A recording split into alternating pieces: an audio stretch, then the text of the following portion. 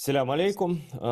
Вітаю всіх глядачів телеканалу АТР, які нас дивляться як у тимчасово окупованому Криму, так і в інших регіонах України, і не менш, напевно, в різних країнах світу. Ми часто навіть здивовані тим, де живуть наші глядачі. Напевно, частково це через те, що ми маємо справу завжди з серйозними експертами, з людьми, які не просто мають якусь думку, а мають обґрунтовану думку, до якої варто дослухатися. І серед таких людей мій сьогоднішній співрозмовник, грузинський політолог, грузинський експерт, я не знаю, як це все перерахувати, Гела Васадзе. Гела, селям алейкум. Салам, слава Украине. Смерть врагам. Я хочу у тебя, как у человека, который наблюдает за регионом, регион понятно какой, да, Южный Кавказ, и который включает в себя и Турцию, и Иран, и все остальное прочее, все три бывших советских республики, к счастью, бывших, вот. Значит, что-то, вот хочу твой обзор, твое мнение такое услышать сколь угодно долго. Изменилась ли ситуация, изменился ли статус стран? Хотя формально ничего не изменилось. Но вот эта история, что как-то Эрдоган... И вот последняя была новость, что не пустили военные корабли российские через Босфор. И вообще как-то немножко создается ощущение, я боюсь, что это может быть и не так, да, что все-таки уже не Путин диктует в регионе и в Черном море, на Черном море повестку дня. Так или нет? Ну вот смотри, чтобы понять, изменилась ли ситуация, давай посмотрим на каждую страну по отдельности. Начнем с Грузии. Как бы это не было бы печально, и как бы это не было для меня грустно. Значит, смотри, до 2012 года власть в Грузии категорически не устраивала Кремль. Просто категорически не устраивала. То есть в Грузии находились у власти, причем не один Саакашвили, а личные враги Путина. Саакашвили и все остальные. Почему они стали его личными врагами? Да все очень просто. Они показали всему постсовку, я специально употребляю это обидное определение, потому что мы можем говорить, постсовка не существует. Да существует. Он существует в головах, он существует на столах политиков, он существует везде. Так вот, они показали всему постсовку, что можно не бояться Кремля, не бояться Москвы. Что вот можно сказать «нет», и дальше уже там попутно пошло. Сначала запретили торговлю. Типа того, вы к нам на коленях приползете, на четвереньках, потому что у вас жать будет ничего. Пожали плечами, выдали двузначный рост экономики. Потом начали охотиться на грузин в Москве. Просто хватали в Москве, в России, по всей хватали. Прекрасно помню, я тогда писал об этом и называл это фашизмом, а для большинства россиян это было как развлечение, охота на грузинов, ха-ха-ха. Вас, говорит, миллион, мы сейчас этот миллион вышлем, и они сами свергнут власть. Оказалось, что нахватали всего 4000. Ну, 4000 всего или 4000 человек, которых загрузили в грузовые самолеты и отправили в Тбилиси. Причем грузовые. Жертвы были. 3 человека погибло. Сердечные приступы и вот из-за этого скотского отношения. Потом решили, что Грузия должна замерзнуть. Это было уже в январе 2007 года. Взорвали газопровод в Северной Осетии. И Грузию оставили без газа. Пожали плечами наши и перешли полностью на азербайджанский газ, избавившись. Сначала избавились от экономической, торговой зависимости от России. Потом избавились от мифа о том, что у нас мигранты, и мы тут все без них умрем с голоду. Потом избавились от мифа, что без газа и российское все замерзнут и все умрут. Как знакомо, правда? Да. А следующий, последний довод. Ах так, тогда мы вас накажем уже войной. Причем войной как? Путин прямо говорил, что он собирается взять Тбилиси и повесить Саакашвили за присутственное место. Прямо говорил. Ну, взять Тбилиси тоже не получилось. Сначала приехал опять президент, среди которых, кстати, был и президент Украины. Да. И просто не дали в ту ночь взять Тбилиси, а на следующий день американцы наконец-то раскачались. Они наконец-то приняли правильное решение после того, как по Черчиллю практически они попробовали все остальные. И начали военно-гуманитарную операцию. После этого им ничего не оставалось, как поджав хвост отползти от Тбилиси, потому что в Тбилиси их ждала... Ну, там была бы бойня, конечно, но ждал жаркий прием. Но не было у Грузии такой армии, чтобы защищать всю территорию. Но в Тбилиси бы защищали бы до последнего. И я знаю даже позиции, где стояли наши ребята. Первая линия, вторая линия, третья линия обороны были. Но Бог миловал, что называется. Подписали это соглашение Медведев, Саакашвили, Саркози, на которое на второй же день они взяли и, не на самом деле через неделю, не на второй день, взяли и просто-напросто нарушили. А как они нарушили? Они решили, что... А там был пункт о выводе войск. Они решили, давайте признаем независимость Абхазии, так называемой Южной Осетии, и вот уже это будет государство, и мы не будем выполнять этот пункт. С тех пор это официально оккупированная территория. Хотя по большому счету эти территории оккупированы были еще в 92-93 годах. А дальше что было? Дальше было то, что просто-напросто устроили электоральную революцию и привели к власти Безину Иванишвили. Если мы возьмем 2012 год, сколько там было провокаций, сколько от провокаций в ущелье Лапута, где непонятно, куда и шли эти вооруженные ребята чеченцы, откуда, в общем, там было столкновение, погибли люди. Целая серия была провокаций, и последняя была провокация, она была жуткая, об этом мало кто знает за пределами Грузии. В ночь перед выборами 9-месячный ребенок был утоплен в квевре с водой. Квевре – это сосуд для вина в этом самом. В квевре он врыт в землю, с водой был утоплен, и все кричали, что это сделали националы, это сделала партия Саакашвили. В том районе, где это произошло, победил кандидат в национал, потому что там люди точно знали, что это сделали не националы. А в остальных районах, мы знаем, победила грузинская мечта. Был ли Иванишвили агентом Кремля? Или является ли он агентом Кремля? Нет, он не является агентом Кремля. На него просто сделали ставку. Ему дали выйти... был, наверняка знаешь про него, Каха Бендукидзе, но не покойный, к сожалению. У него тоже было очень много денег, он тоже был олигархом. Так вот, когда он отказался сотрудничать с Путиным, у него осталось 80 миллионов. 80 миллионов из тех миллиардов, которые были за границей. Он потерял все. Кстати, эти 80 миллионов он вложил в свободный университет. А Иванишвили за два его актива в России, это Столинская Нива и доктор Столетов, перед самыми выборами у него выкупили за $1 миллиард. То есть Иванишвили фактически он просто устраивал Кремль. Кстати, французы его поддерживали тогда. Американцы его тогда поддерживали. Иванишвили поддерживали все. Давай прямо скажем. Саакашвили был неудобен всем. Почему он был неудобен? Потому что он прямо говорил Москве нет. Поэтому он и был неудобен. В итоге мы получили что? В итоге мы получили власть, которая делала то, что хотел и коллективный Запад, и Москва. А что они хотели? Они хотели, чтобы Грузия притворилась светошью и не отсвечивала. Чтобы, да, раз в год резолюция по оккупированным территориям о возвращении беженцев в ООН проголосует, да. Но остальное время давайте не вспоминать об оккупации. Ну что, ребята, давайте торговать, в конечном итоге, что в этом такого плохого? У Саакашвили был принцип: нулевая толерантность к российскому государству и максимальная открытость для российских граждан. Правильно он был или неправильно, это второй вопрос. Поэтому и был введен этот безвиз, о котором вот сейчас идет речь. И эти пребывания без регистрации и так далее.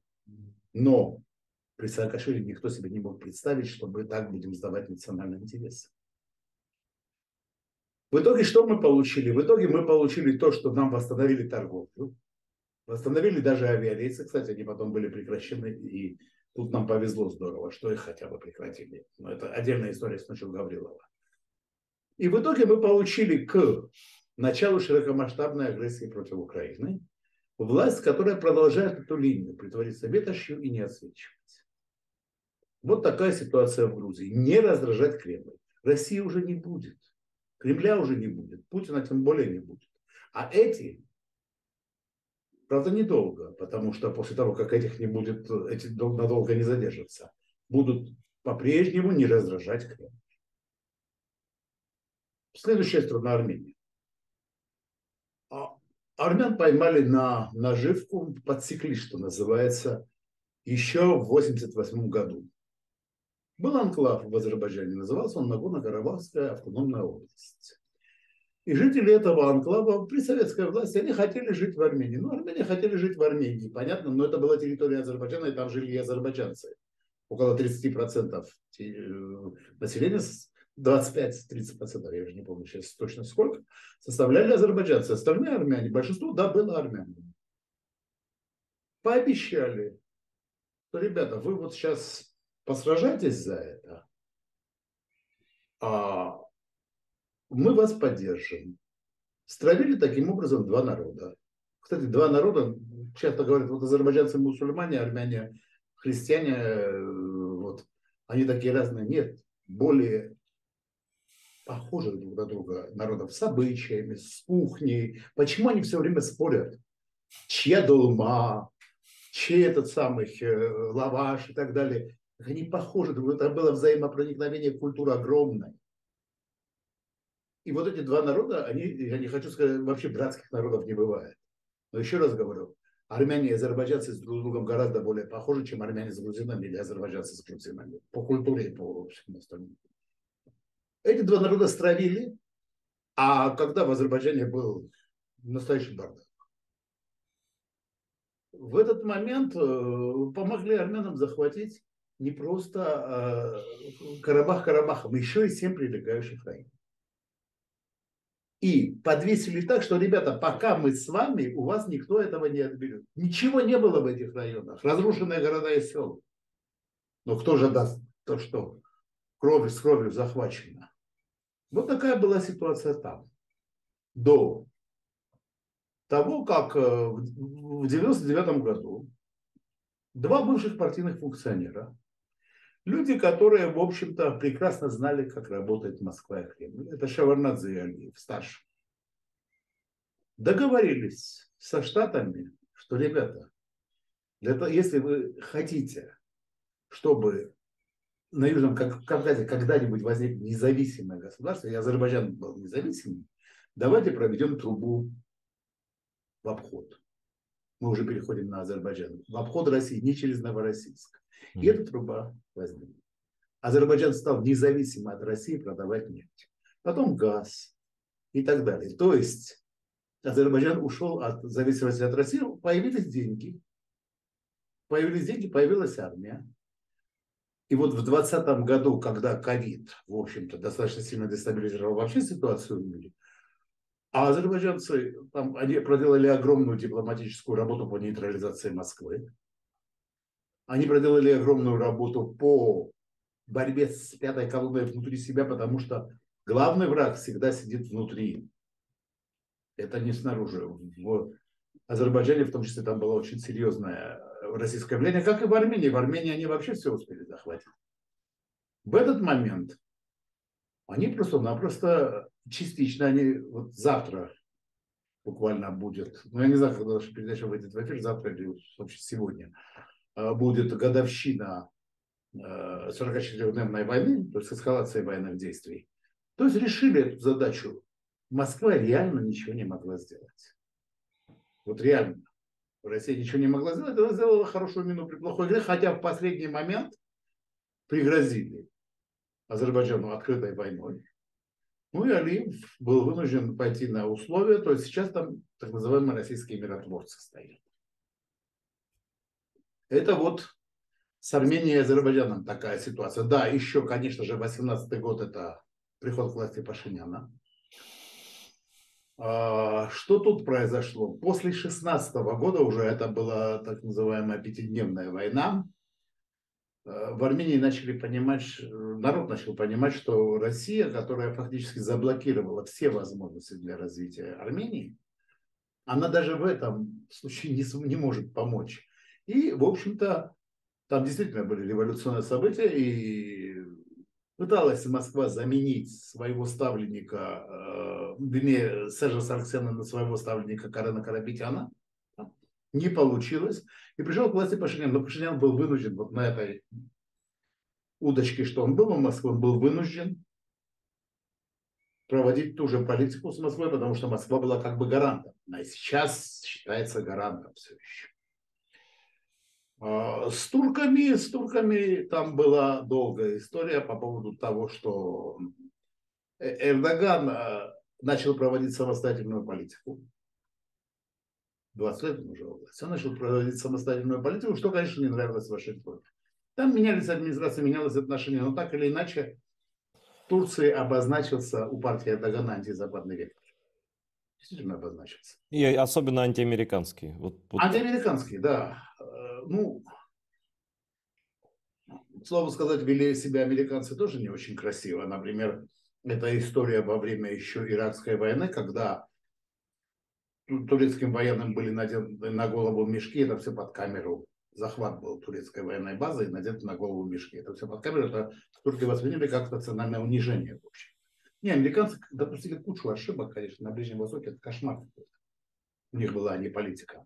Но турки, став региональной державой, поняли прекрасно, что за советское наследство стоит бороться. То есть стоит, ну, грубо говоря, нажиться на том, что у России понты, и у России вот столько энергоресурсов и всего остального. И Эрдоган последовательно выстраивал эту политику. Эрдоган последовательно выстраивал политику юзать Россию. Эту политику, кстати, ему сломал Путин, но это уже попозже.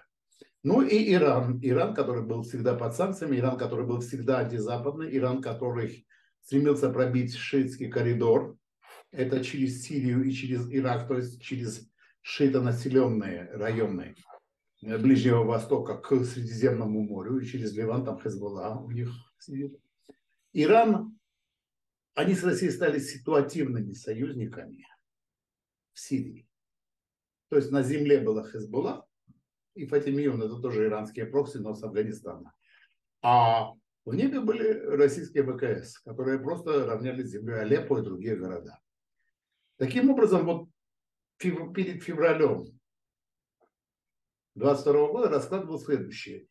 Россия поделилась, значит, своим влиянием на Южном Кавказе с Турцией, потому что Турция заключила с Азербайджаном договор о военно-политическом сотрудничестве. Россия помогала Ирану в Сирии, и Иран, в общем-то, был ее военно-политическим союзником. Такие заклятые друзья, но тут все заклятые друзья друг другу. Россию устраивало то, что Грузия вот в таком состоянии притворилась ветошью и не отсвечивает. И, в принципе, Россия устраивала статус-кво в Карабахе, потому что там стояли их так называемые миротворцы, военные, и она сохраняла влияние на армию. Вторая армия в мире, понты, зонты. Зонты это после встречи в Сочи вообще звучит очень смешно. В Сочи это я имею в виду встреча Алиева и Пашиняна, где он там Пашиняна под зонтик взял, а у Алиева был свой зонтик. Причем у Путина был черный зонтик, а у Алиева синий. А синий это цвет, во-первых, НАТО, во-вторых, цвет Организации террористических государств. Тоже прикольно. Так вот все это, да, было, как бы, и все понимали одну вещь. Когда у меня спрашивали, кстати, часто спрашивали, когда Грузия вернет Абхазию? Когда Грузия вернет Схидватский регион? Когда Украина вернет Крым? У меня был всегда один ответ. Только при системном кризисе в Российской Федерации. Образца 1917 или 1991 года. Ой, когда это будет? Я говорю, все хорошее случается неожиданно. То, что произошло в феврале, конечно же, этого сказать так, никто не ожидал, ожидали нападения, ожидали тяжелой войны, ожидали все что угодно, но то, что российская армия окажется настолько беспомощной, и вот эти все жестокости, которые мы видим в этой войне, это же результат слабости российской армии, результат беспомощности. И вот эта беспомощность, она в конечном итоге, в принципе, сейчас все уже понимают, что поражение России неизбежно. Сейчас вопрос у всех, и в Тбилиси, и в Баку, и в Ереване, и в Анкаре, и в Тегеране, он стоит только об одном. А какой будет сценарий этого поражения? Я думаю, что вообще существует два сценария. Первый сценарий – это образец 2017 года, системного кризиса, дезинтеграция России и гражданская война. А второй сценарий – это закупливание, это фашистский режим, изолированный, ну, может быть, с отведением части территории, ну, типа Северного Кавказа и так далее, но это уже... То есть вот эти два сценария. При первом сценарии понятно, что в России вообще не будет никакого влияния на Южный Кавказ и на наши региональные дела. При втором сценарии есть варианты, но так или иначе у России сегодня уже нет достаточных ресурсов для того, чтобы военным путем, силовым путем решать здесь вопросы. А Россия по-другому решать вопрос не может. Все их попытки мягкой силы, там, продвижения русской культуры, русского мира, они были смешные достаточно. Если бы это было бы по-серьезному, если бы у них было бы концептуально как-то, если бы это было бы в рамках общежития цивилизованного мира, они бы вполне могли бы добиться определенных успехов, но этого же нет. Этого нет в силу природы российской государства, имперской природы российского государства. Поэтому вот мы имеем такую картину. Я прошу прощения, я очень долго говорю, но вот... Это невероятно интересно, и мне лично.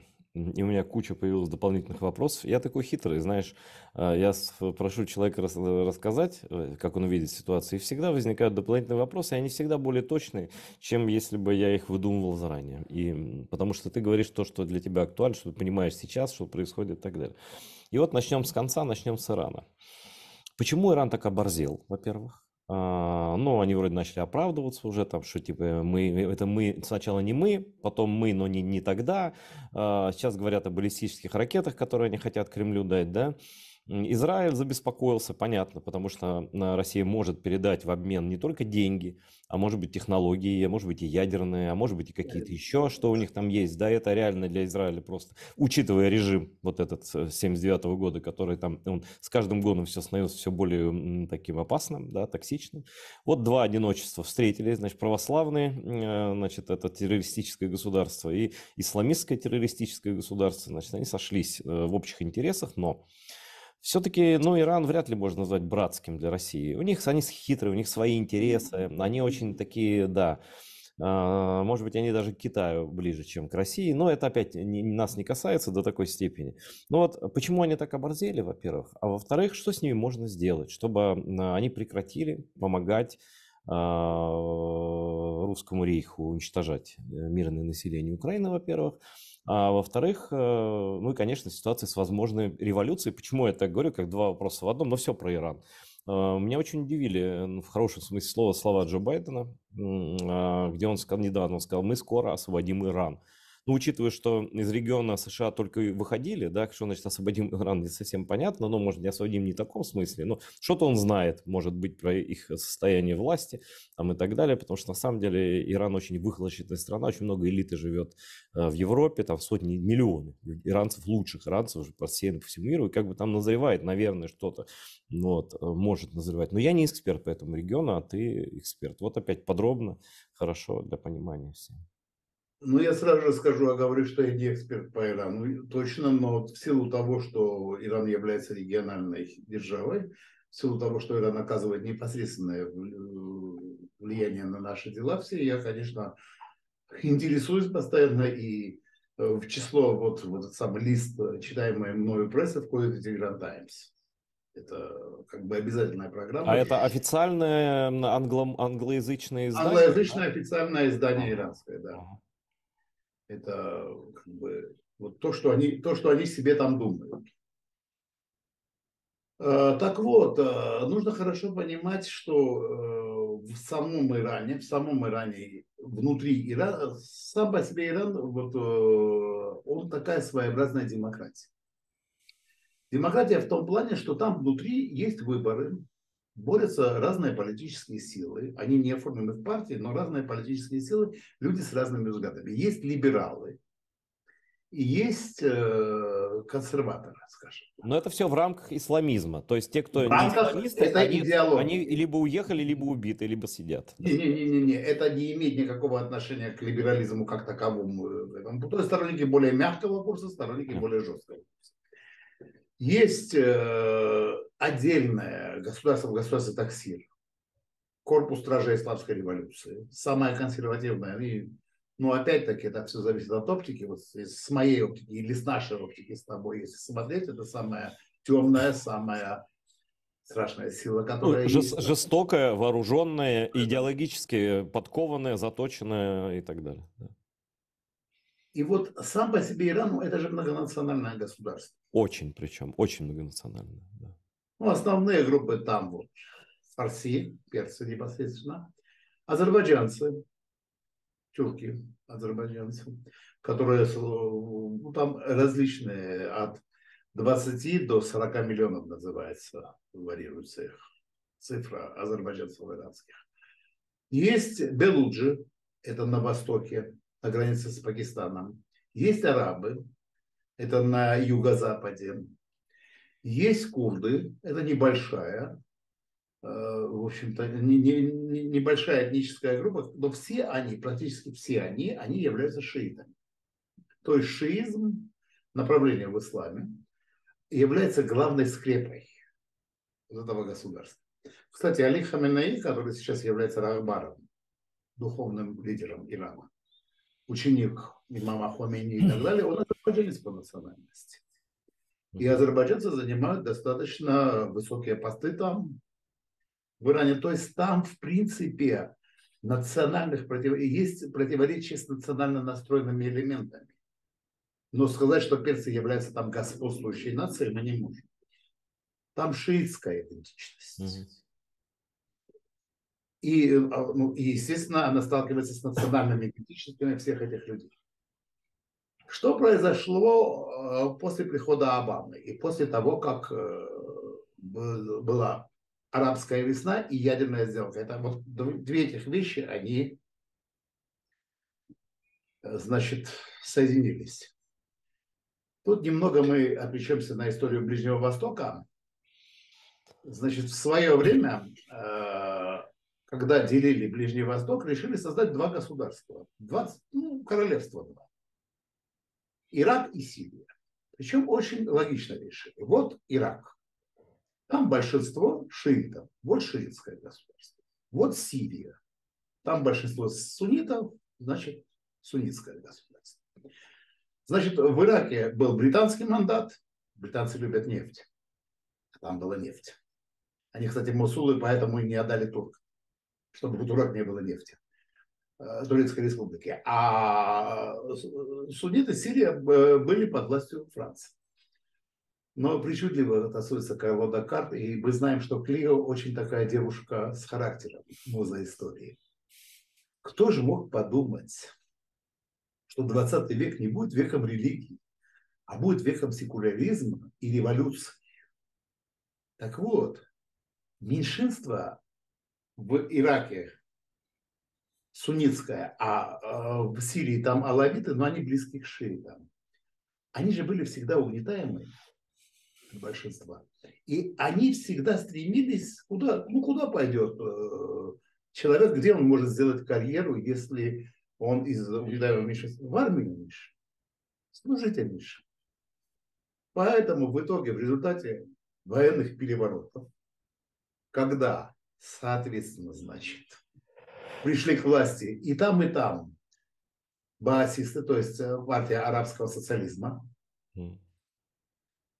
в Сирии оказался у власти алавит, который гнобил суннитское население. Хафиз Асад. Да. Батенька нынешнего А в Ираке Саддам Хусейн был суннитом, и он гнобил уже шиитов. Кстати, они в итоге очень хреновые у них были отношения. Ну, еще и Саддам затеял войну с Ираном потом. И это была страшная война. Вот мы сегодня как раз с Ромой Цымбалюком это обсуждали на канале у меня.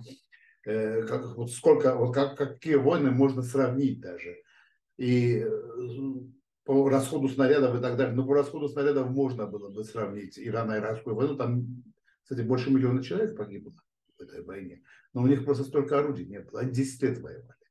У них просто артиллерии не было столько, сколько вот в российско-украинской войне сегодня.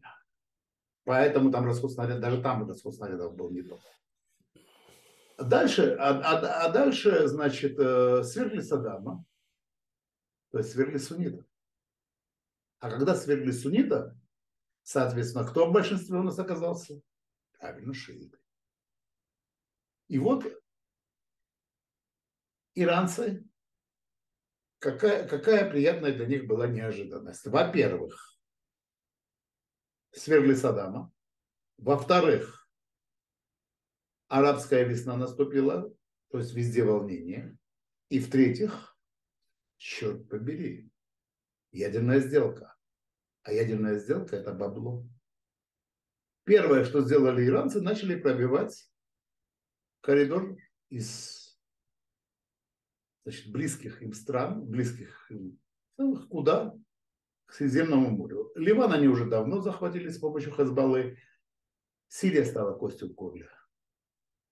Серьезная костью в горле стала Сирия, потому что сунниты и Турция, в том числе и саудиты, они, соответственно, кроме всего прочего, сунниты еще и организовались вместе с генералами Саддама Хусейна и создали организацию, они просто отпустили бороды себе. И организация, ну, хорошо всем известная ИДИЛ была создана в Ираке и потом перекинулась на Сирию. Потом пришел Трамп и эту сделку отменил. Теперь что происходит? И на какой-то период пришли сторонники мягкой силы, но сейчас опять вернулись вот эти жесткой силы сторонники. И в Иране началось... Смотри, в январе 1978 года в Иране начались восстания, беспорядки и так далее. Закончились они в апреле 1979 года. То есть они никак не могли справиться. Исламская революция закончилась и приходом классика Да, да, Хаминеи. я помню. Я, кстати, помню. Мне было 7 лет тогда, но я помню Я это. тоже хорошо помню все это, да. Но вот смотри, когда это было, где-то в апреле, может быть, позже, в мае, начались беспорядки сейчас в этом году в Иране. И они не могут с ними справиться. А почему? И Вроде, слушай, вроде такая сильная сейчас карательная машина там и так далее. знаешь, что у меня такое, ну, во-первых, я знаю, что я не столь наивен, чтобы не понимать, что, конечно же, извне подписываются эти беспорядки. Конечно, подписываются. О чем речь? Поддержка есть. Особенно со стороны... Иран прямо называется США и Саудиты. Саудовская Аравия. Кстати, про Саудовскую Аравию тоже одну реплику я скажу. Замечательный Мухаммед бен Салман, друг Путина, который решил опустить, сократить добычу нефти и так далее и тому подобное. Сегодня обивает пороги Вашингтона на фане «Спаси сундук со сказками, хотят украсть». Потому Мгм. что обещал уничтожить Саудовскую Аравию. Бинго, просто бинго, да. Они еще, помнишь, издевались над Байденом, там ухмылялись, что-то там и так далее. Ну вот, прилетело очень быстро, да. Прилетело. Конечно, прилетело. Так что, смотри, у них сейчас все, каждый держит в уме в Иране, черт побери. А не повторение ли это исламской революции наоборот? И вот в этих условиях у этого руководства нынешнего Ирана, которое Раиси был прокурором, который людей вешал, на счету нынешнего президента Ирана наибольшее количество вынесенных смертных приговоров, чем у всех остальных прокуроров. Парень жесткий, мягко говоря. Так вот, и у них была вилка или пойти на ядерную сделку, то есть получать бабло, заместить частично Россию на рынке Европы, то ли продавать мопеды и ракеты России. Разумный человек, вот, Ты же разумный человек, что бы ты бы выбрал? Ну, понятно, Наверное, что. первое. Да. Наверное, первое. А они выбрали второе. И вот у меня вопрос. А с чего это они выбрали второе? Что такого им могли пообещать русские, что они отказались от такого лакомого кусочка, как новая ядерная сделка? Теряюсь в догадках, но я думаю, что это ничего не может быть другого, кроме ядерных технологий. Да, говорят, средства ПВО, С-400, но это все слишком малая цена. А вот ядерные технологии, это как раз-таки цена, которая и бьется. То есть ядерная сделка – это отказ от ядерной бомбы. Ну, по логике мулократии, ну, в конечном итоге нас, если мы на это пойдем, потом все равно добьют. А тут, может быть, выторгуем себе. Ну, то есть они решили сыграть, поставить на зеро все вот просто. А вдруг пронесет вместе с Путиным там и так далее? Да, и заодно, да, Путин, что там будет с ним, не важно. Ядерная технология важна получить. То, что Путин не жилец, они знают. Они же не идиоты. Они знают, что Путин не жилец, но важно получить ядерные технологии. Я уверен, кстати, что Путин им еще их не дал. Я уверен, кстати, что Путин будет тянуть сейчас и их кидать. Мгм. Для того, чтобы больше их посадить на крючок. Но это уже... Вот такую мы имеем картину в Иране. Конечно же, эта картина не полная. Иранисты, прошу прощения, я понимаю, что я схематично все это дал, но просто в рамках передачи тогда придется все посвятить Ирану, и то не успеем. Нет, ну, знаешь, по крайней мере, все логично. Может быть, ты что-то не знаешь, не упомянул, но из того, что мы знаем, логика тут абсолютно есть. А как Нет, ты а знаешь? это как бы, ну, это как бы общеизвестно. Я не говорю никаких тайн, это общеизвестные вещи, то, о чем я рассказывал. Единственное, что, конечно же, еще один момент, это отношения Ирана с Азербайджаном. Это очень важный момент, потому что для Ирана, для иранской политической элиты, вот, демократии, Азербайджан является легитимной целью. Это шиитское население. То есть это, ну, это то же самое, что для коммунистов страна, где пролетариат составляет большинство. Ну, то есть, смотри, интересно, да, то есть Израиль в доктрине иранской должен быть уничтожен, а Азербайджан оккупирован в идеале, да? Поглощен, да. Мгм. Но Ты там как-то смотри, вот Турция с этим не очень согласна, и Израиль тем более, скажем так. Турция с этим не очень согласна. Кстати, Израиль поэтому так плотно и сотрудничает с Азербайджаном.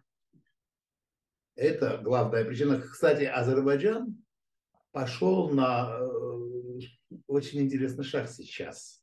Это тоже показательно. Будучи членом Лиги арабских государств, Азербайджан не открывал посольство в Израиле. То есть Израиль, вообще это была уникальная ситуация. Израиль был военно-политическим союзником Азербайджана, поставлял оружие, все, но посольство Азербайджана в Израиле в Азербайджане было. Мгм. А Азербайджана в Израиле не было. А так бывает разве? То сейчас было принято решение открыть посольство Азербайджана в Израиле. Так что ставки сделаны уже, да, ставки делаются по полной. Там еще британцы, французы, тут у нас весело. Но скажи мне, ну вот Иран пойдет до конца, или они все-таки чем-то могут, что-то их может остановить в поддержке России? Остановить их может только ВСУ. Что Мгм. я имею в виду? Значит, чем сейчас мы столкнулись с это не угроза, это другое. Каскадное обрушение России.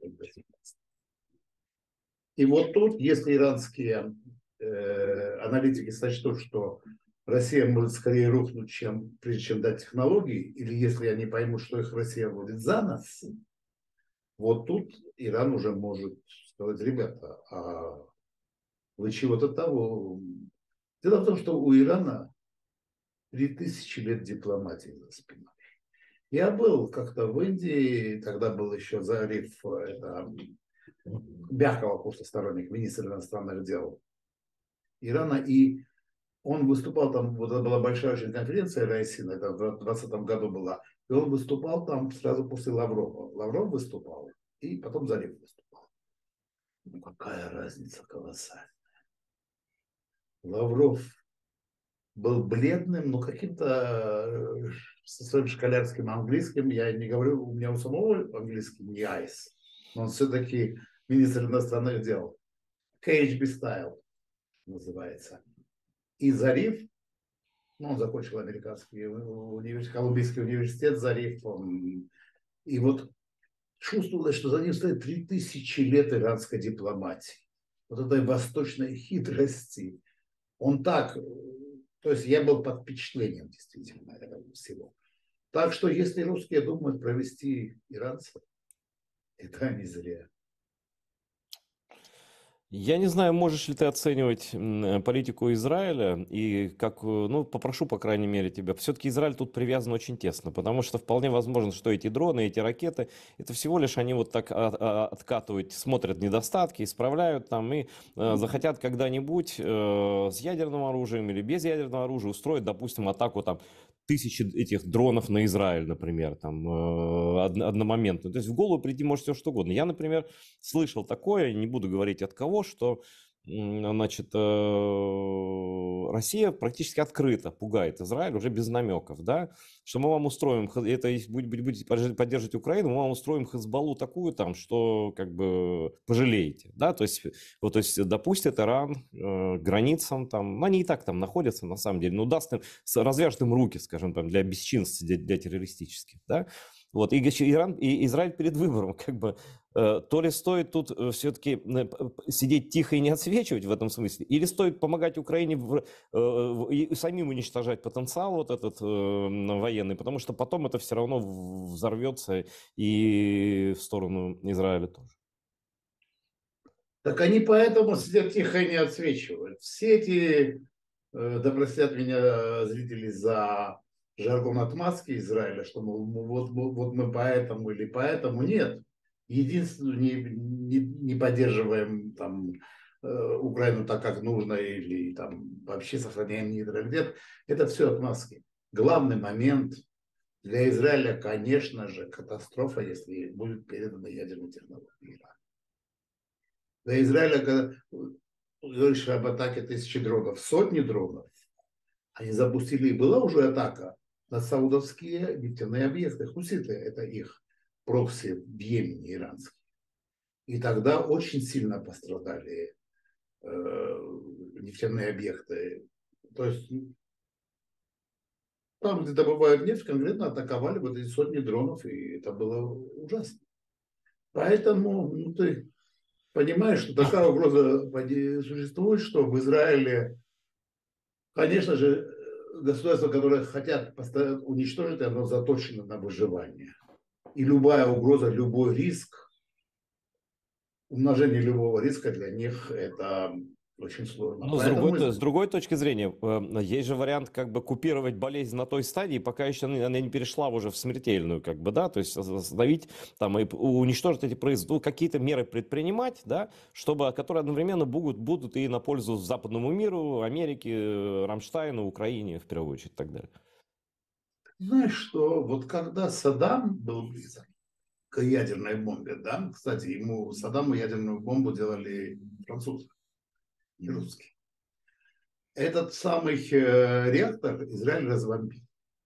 Причем тогда Саудовская Аравия считалась враждебным государством Израиля, но израильские бомбардировщики не пропустили. А иранские, видимо, не могут.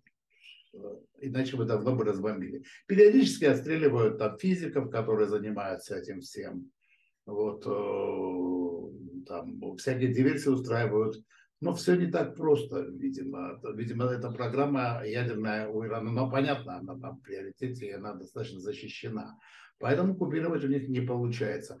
Кроме всего прочего, ну, так или иначе, мы же знаем, и Иран это знает, про заглядных друзей, что между Россией и Израилем в Сирии была договоренность. Российское оружие не применялось против Израиля. Израиль не бомбил российские военные объекты в Сирии. И эта договоренность до сих пор сохраняется. Хотя там российских военных объектов уже мало осталось. Все повыводили, понятно, куда. Но тем не менее. Ну, это политика, да, к сожалению, это так. Ну и про Эрдогана. Я, в общем, хотел с него начать, но немножко не так получилось. Вот нынешние, вот двое, да, вот Эрдоган и вот Путин. И вот все, одни говорят, этот выше, тот самец, значит, больше политический. Вот как сейчас обстоят дела и какой твой прогноз? Склоняется ли Эрдоган все-таки больше в сторону, конкретнее, сильнее в сторону НАТО и Украины или как? Ну, сейчас, в общем-то, это не модно ссылаться на русскую литературу, но раз уж мы ее знаем, то иногда и не грех сослаться. У Толстого есть, все, говорит, счастливые семьи похожи друг на друга, а все несчастные, несчастливы по-своему. Так что вот тут Путин и Эрдоган несчастливы по-своему. Так или иначе, Эрдоган за 20 лет своего правления сумел создать региональную державу, опять-таки набив шишки с большими ошибками, приведя страну сейчас к экономическому кризису и так далее, которая оказывает очень большое влияние на политику вообще в целом. До Эрдогана, начиная с середины 40-х годов, то есть когда американцы прикрыли Турцию от советской агрессии, прямо скажем, что Советы хотели сломать Турцию. Америка спасла Турцию, Турецкую республику, потому что когда, ну это 45-й год, у меня брат моей бабушки, он не так уж давно умер, 95 лет, он помнил, как готовилось нападение, захват проливов, и я думаю, что в принципе в военной доктрине любой имперской России есть мечта про проливы в конечном итоге. Конечно, есть. И если бы, и Эрдоган это знает, если бы у Путина в феврале бы получилось бы, то уже сегодня мы бы разговаривали бы о том, правда, и я, и ты были бы уже в других местах точно, потому что в Украине и в Грузии точно бы нас бы не было бы. Но мы бы разговаривали бы о том, как Путин готовится захватывать проливы уже сейчас. Но вот этого не получилось, а получилась другая штука. Получилась штука, что Эрдоган сейчас, ну, это его лебединая песня. Все, после этих выборов он уходит в Турцию.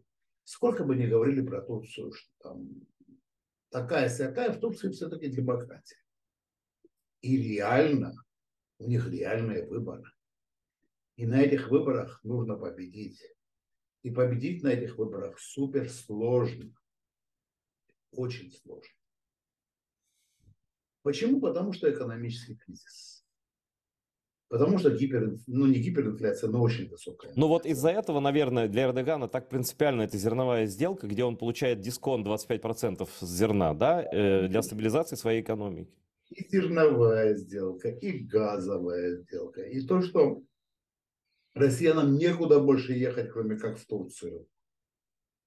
Ну, так, реально, потому И что мы включая, соседи. между прочим, олигархов и крупных бизнесменов, которые там скрываются, да.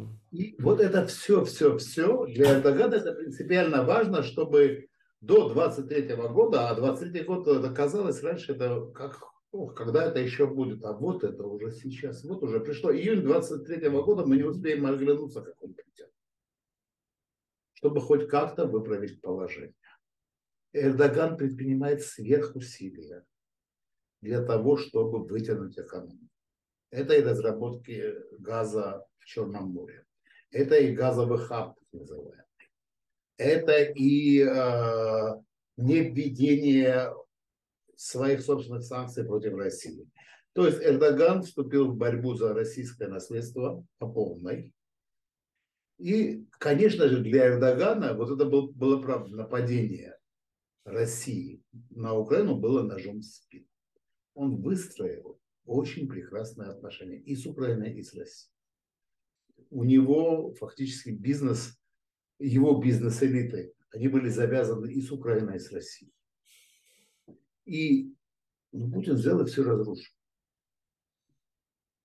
Больше, чем Эрдогану, Путин нагадил только товарищу Си.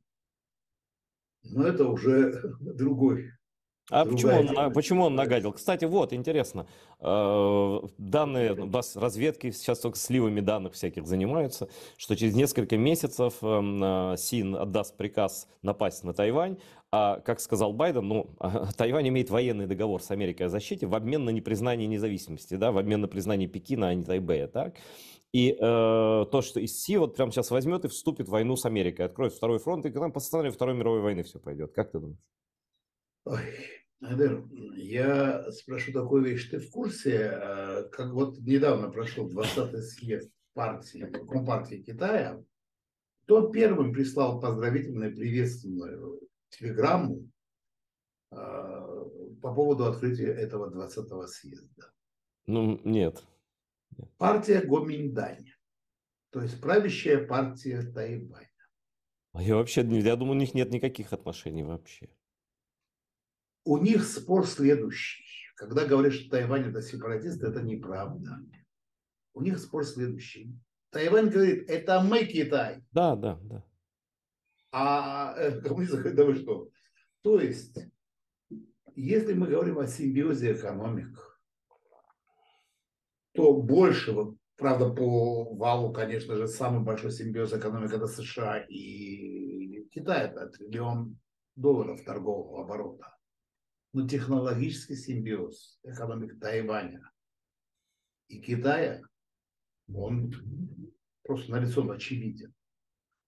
Другое дело, что у них нет дипломатических отношений и так далее, но, извини меня, а чипы они откуда берут? Не с Тайваня ли? Не, ну а захватить Тайвань и за 3 дня, и чипы твои все. Но если захватить Тайвань за 3 дня, боюсь, там чипов уже не будет, если захватить. И потом, куда все это девать? Даже если чипы остались, куда девать всю продукцию, если захватить Тайвань за 3 дня? Ну вот, грубо говоря, мы с тобой торгуем, у нас с тобой отношения такие, что вот есть торговые отношения, да? Ты что-то захватываешь, я прерываю эти отношения. Кто от этого выигрывает? Но мы То есть, еще забыли, Гела, то, о чем я сказал. Америка, прямым текстом, она обязана воевать за Тайвань, воевать. То есть их флоты тихоокеанские обязаны воевать за... и я боюсь, что вот единственное, что может останавливать, что желание таки у них есть, я не сомневаюсь. Но вот судьба второй армии мира, вот это позорище, да, то вполне может оказаться, что и вот этой армии, она не такая, то есть количество большое, но ты количеством Тайвань не возьмешь. у китайцев есть другое желание. У китайцев есть желание давным-давно создать проект типа Гонконга и Макао. То есть одна страна, две системы. Ну, Кто-то в Гонконг этом... уже сильно пожалел о том, Гонконг что... уже сильно, вот то, что сделал Пример Си, Гонконга. то, что сделал Си, Гонконг уже очень сильно пожалел. Но мы не заметили одной маленькой детали, такой очень маленькой. Все это время, предыдущие 10 лет своего правления, Си фактически был в конфронтационной модели с США. Сейчас, после встречи с Байденом и так далее, начали говорить о том, что, ребята, ну, давайте жить дружно. У Китая сорвался огромный мегапроект стоимостью более $1 триллион. Мегапроект называется «Один пояс, один путь». Кто сорвал этот мегапроект в Китае? Да, именно он, Владимир Путин. Напав на Украину и закрыв Россию, фактически, вот сейчас то, что я вижу, мы на моем канале, я часто обсуждаю с Рафом Агамирзаевым, это блестящий специалист по логистике, вот сухопутный коридор. Россия закрыта, в Иране беспорядки, остается узкое горлышко Южного Кавказа, которое инфраструктурно не может, даже если мы все построим, только 10%. А сейчас не более 2-3% мы можем. Ну, Сита рассчитывал, что Россия победит, наверное, и все будет прекрасно. Что У Россия нас две победит, минуты. 2 минуты. то, что Россия победит, это понятно, что он рассчитывал. Но Россия-то не победила. Так что вот так вот. Ну, что сказать, дорогой Гела, я сам с огромным интересом прослушал все, что ты сказал. Дуже цікавий співрозмовник. Ну, ви всі знаєте вже Гелу Васадзе. Чекаємо на тебе, ну, при нагоді в Києві. Україна переможе. Слава нашим Збройним силам. І дякую всім, хто дивиться телеканал АТР будь-де і хто будь-як в будь-який спосіб підтримує наш телеканал. Російський рейх буде знищено.